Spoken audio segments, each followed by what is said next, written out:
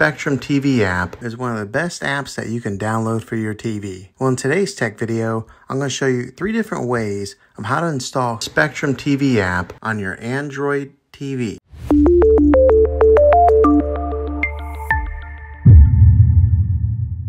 It can be really frustrating if you want to watch some of the great content that is on Spectrum TV app and you find that your TV is unable to download it. If your TV is an older model of smart TV, then it could prevent you from downloading this app.